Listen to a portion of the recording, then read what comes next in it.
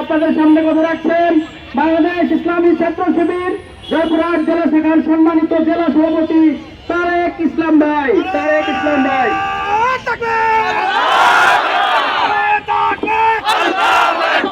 ইসলামী ছাত্র শিবির জিন্দাবাদ জিন্দাবাদ জিন্দাবাদ জিন্দাবাদ। বিসমিল্লাহির রহমানির রহিম। আলহামদুলিল্লাহ ওয়াসসালাতু ওয়াসসালামু আলা নবী সাল্লাল্লাহু আলাইহি ওয়াসাল্লাম ওয়া আলা আলিহি আসহাবিহি আজমাইন।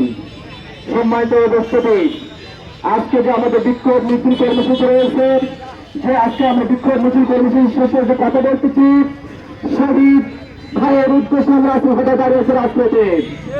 আজকে সাইফুল্লাহ ভাইকে তারা নির্দণ্ডভাবে হত্যা করেছে।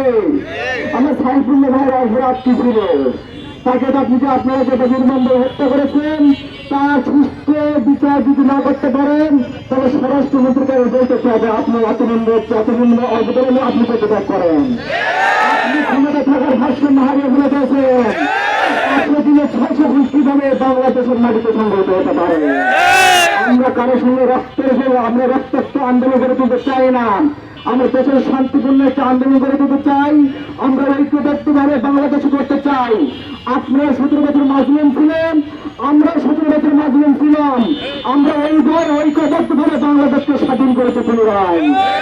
কিন্তু আপনারা ক্ষমতার সহায়তার করে আপনারা জালেম হয়েছেন।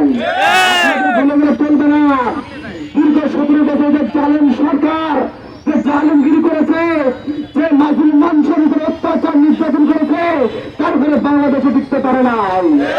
আপনারা যদি একই নীতি অবলম্বন করেন, তাহলে আপনারা এতদিন জন্য আপনি বাংলাদেশ থেকে ছেড়ে বাঁচতে হবেন। আপনারা ক্ষমতায় টিকতে পারবেন না। মনে রাখবেন, জালেমরা কোনোদিন ক্ষমতায় দীর্ঘস্থায়ী থেকে থাকতে পারে না। মাজলুমরা অবশ্যই বিজয়ী হয়।